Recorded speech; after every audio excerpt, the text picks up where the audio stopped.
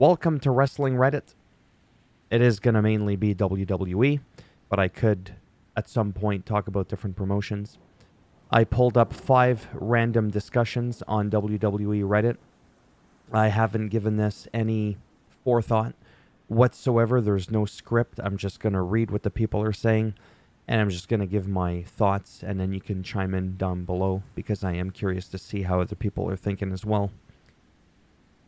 This says, and I quote, "I'm fully behind Kevin Owens for WWE Champion, but I'm curious for those of you that oppose this, why should he not be champion?" So for me, it's not about he shouldn't be champion. I don't know if he should be champion right now, or potentially he could be, to contradict myself. Let me give you a stupid fantasy booking. Saturday night's main event. As an example, KO is going to face Cody. Let's say Kevin Owens became champion, and he did so with some heelish tactics. Kind of steals one, if you will. It would be interesting because now it's putting an extra strain on Cody Rhodes from a story perspective. He's got the whole bloodline. Remember, Solo wanted that championship back. Now we kind of haven't heard from him in a while in terms of looking for the championship. The Rock is still behind the scenes somewhere. Then you've got Roman Reigns that still wants to get his rematch. And I kind of feel like right now, all of a sudden, Kevin Owens is here getting a push. And I'm not saying he shouldn't get it. I'm saying the timing seems a little bit weird. Now, if we had it so that Kevin Owens wins temporarily for a good couple of months, give him a little bit of a run, and then Cody Rhodes unexpectedly at some random PLE or whatever gets it back, that would be cool too, because not everything always has to be at a premium live event. I like the element of surprise too, which is something that Triple H isn't always known for. But then when you look at Shinsuke Nakamura, who kind of came back after a near 9-month absence and all of a sudden beats LA Knight clean. At least I think he beat him clean from what I remember. And I like that. Like, I actually really like that because it was one of those, oh, I didn't see that coming. What we are seeing coming, as much as I love Cody Rhodes, like I love Cody Rhodes as champion, it's become a little bit predictable. I'm not predicting Kevin Owens to win at Saturday night's main event. But if he did, say he got some help, whatever, the idea was just to screw Cody. Now he's got to climb his way back up. And then he does so. Then he can face, like, let's say The Rock at Mania, which seems to be something that's really being pushed. I'm not saying that's a good idea, but I'm saying that's one direction. Another one could just be to have Cody hang on to the title all the way until WrestleMania, and then what? Kevin Owens is still somehow in a feud with him all the way by then, and dethrones him at SummerSlam or something. Like, I don't know how you would book this for it to make sense. Right now, all I could think about is the whole Roman Reigns scenario with Solo and The Rock. But I do feel like this is a valid story, right? He's got a lot of history with Cody Rhodes. We know the whole thing, why he's angry. But not everything always has to have a title opportunity in it to tell a story. AKA Drew McIntyre and CM Punk. Arguably, they had been stealing the show with that feud. There's no title involved. So I don't know, putting aside my personal biases, if it's a good move to make him champion now or later. If I had to pick and I was forced and I was told, look, Kevin Owens is going to be champion, do you do it now or later? I would probably do it now while things are building up and you potentially have now Roman trying to go after KO again. Cody Rhodes going back at Kevin Owens or Roman Reigns. It could just add some drama. Whereas prolonging it till later to have Kevin Owens win the title, I'm not saying that's a bad thing either. but I feel like it would lose its steam and momentum. I feel like I spent too much time on just this one here because I am struggling to find some good answers as to why he shouldn't be right now. How do you feel about this feud? This is like made up, obviously. Eric Rowan, Braun Strowman. There's no reason for them to fight. Anything can become a feud. There would have to be a legit reason for something like this to occur. For as long as I can remember, and I like Eric Rowan, he's never really had a meaningful singles run. I miss the Bludgeons of Brothers of Bludgeon, the Bludgeon Brothers, with Luke Harper, him and the Wyatt family. Like, he's a great addition. You would have to really have something going on with Braun Strowman and or Eric Rowan just getting in each other's business. As you know, he was a part of the original Wyatt family, and he's never gone back. I mean, you could do it. Obviously, you could do anything as long as you have the proper build-up in the storyline. I just don't see it making sense at this point. So I would just kind of be like, I think there's just too much going on right now in terms of storytelling to squeeze this in anytime in the near future. Why has the WWE moved away from youth since the Attitude Ruthless Aggression era? So what they're saying here is it's crazy to think that all, except for maybe people like Rhea Ripley, mainly the men, everybody's like 40 and up, including myself. But I'm not a superstar. CM Punk, Cody Rhodes, Drew, Rollins, Miz. He didn't name them, but even Damian Priest, Sami Zayn, Kevin Owens, they're all like 40. Mysterio, 49. Orton in his mid-40s. Compare that to the Attitude Era. The Rock was only 27. Austin was in his early 30s. Cena, as the face of the championship franchise thing, he was in his late 20s.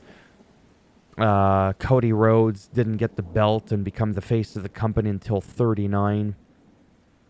It's crazy to me. Shawn Michaels was legit semi-retired by the time he was 39. You know, for me, it's not so much that they moved away from it. I don't think they moved, went... It's not like WWE went, all right, let's get these old hoagies. I really hope that's not a slur of some sort, because there's a lot of words that I've used for decades, and then sometimes people are like, can't say it. It's like, what does it even mean? Because back when I would say such and such a word, it just meant this, and anyhow, let's hope it's okay. I think it's just a healthier lifestyle. We're not really living in the 300 plus pound steroid bound freaks like we used to have. Healthcare in general, understanding health, generation being more conscious about their health, their eating habits, just everything. I think that's why wrestlers now are better able to age more gracefully. And if you've already been around for a long time and you want to keep going, even if you're, let's talk about somebody in another promotion, Edge, Chris Jericho. Yeah, I mean, not everybody, no offense, ends up like Eddie Guerrero, just to name one. That still pisses me off, how young he died.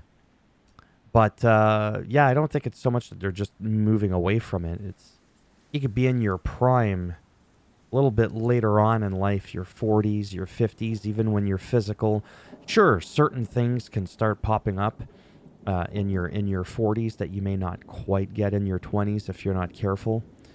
But, yeah, I don't think it's a conscious decision to move away from youth. I just think, like I said, these are the people that they have in their roster pool, and it just so happens that some of the absolute greatest are older people. I just think it's as simple as that. But you do have a few up and coming like Bronson Reed. You've got Braun Breaker and stuff like that. So you do have some, but it is a valid question because there is an absolute huge age difference between these different wrestling eras. Speaking of Braun Breaker, I totally forgot about this. Do you see any potential in Braun Breaker to be the next big thing in WWE? So when you read the comments, you'll see things like, if you don't, you're blind. So, I mean, I see it. I totally think he can be. Someone will say, nah, he's a gimmick, no personality other than the angry steroids running my family bulldozer. Yeah, I think the company's already decided that. He doesn't have the look. He's short for a powerhouse, average-looking guy, bad haircut, bad gear. Comes off as Batman instead of the final boss. Not really. All I see him using is a reused Steiner Goldberg gimmick that's overrated. So my thoughts on him are actually pretty simple. So he's like good physique, right? I mean, that kind of helps, no offense, right? With all due respect, I mean, I'm not saying mine is great. I'm like a mixed in between Sami Zayn and Kevin Owens and maybe a little bit of Randy Orton slowly getting in there. I do have some muscle.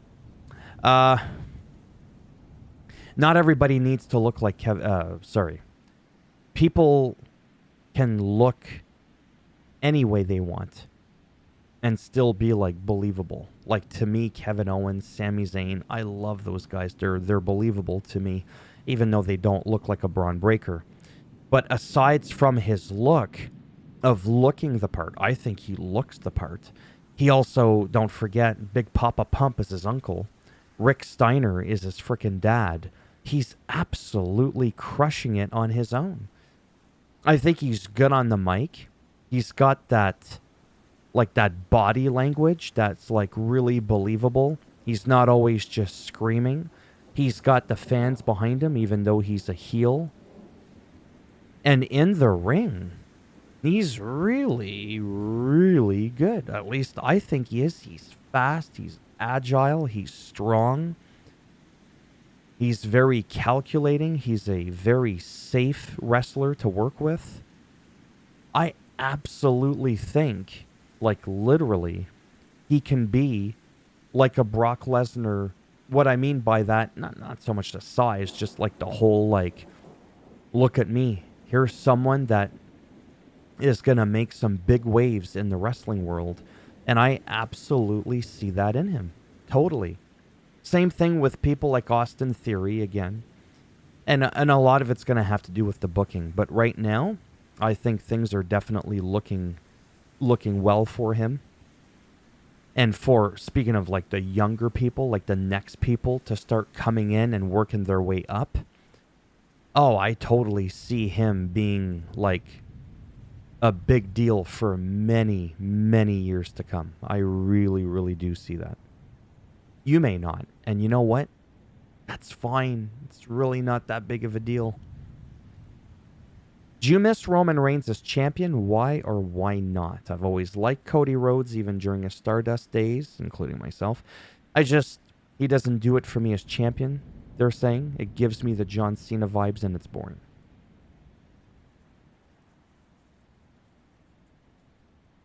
So this is a mixed bag. I miss him as champion. But I feel like he's such a big deal, he doesn't need the belt or belts to be a big deal. What I hated about Roman Reigns' long reign wasn't the fact that it was a long reign. He rarely ever defended it. I talked about this before, I think, in some other videos with CM Punk during his 434... Either 434 or 454. It's a 434-day reign, I think. Either which way, it was between 400 and 500. CM Punk in the first, 6 weeks had already, defended the championship more times than Roman Reigns had in, 2 years.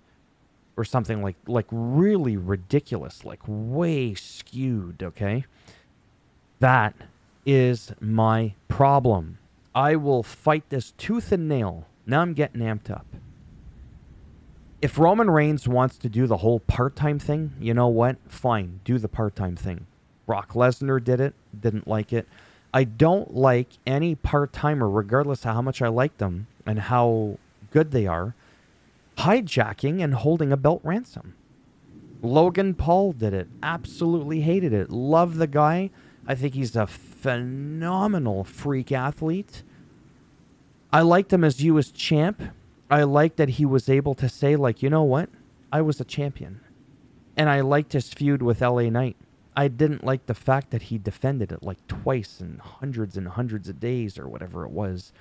It was absolutely ridiculous. If he's going to be like Cody Rhodes, so when people say, I don't like Cody Rhodes, he's boring, at least he's defending it. He's getting in there week in, week out. He's showing up on both brands. He's cutting promos. He's a workhorse champion. He really is. Right? So, yeah, I wouldn't mind maybe Roman Reigns becoming champion again. The thing of it is, it's got to be booked a lot differently than it was the first time. I truly think that was a mistake. Not how long his reign was again. I don't have an issue with how long it was. I have an issue with the infrequency of title defenses, because then that makes you look even stronger. And then oftentimes have it so that he comes out on his own and does it without the bloodline or any bullshit tactics. And then I would be fine with it. Right? The storytelling sometimes, like I said, is more important than the actual title itself. Yeah, so that's really my thing. And again, with the whole Kevin Owens thing, Roman Reigns, Cody, it's a little bit like, oof. But yeah, he does rightfully have a right to cash back in on that, on a championship. Oh, is my phone going crazy? With Cody. I just don't know if they're going to give it to him and then The Rock is going to screw. I don't know. And to be honest with you, I like being in this position of not fully knowing where they're going with it, and to the point where it distracts me so much that I'm having a hard time coming up with a fantasy booking of what I would like to see. At this point, I'm not even sure what I want to see. Honestly, I really, really don't. No.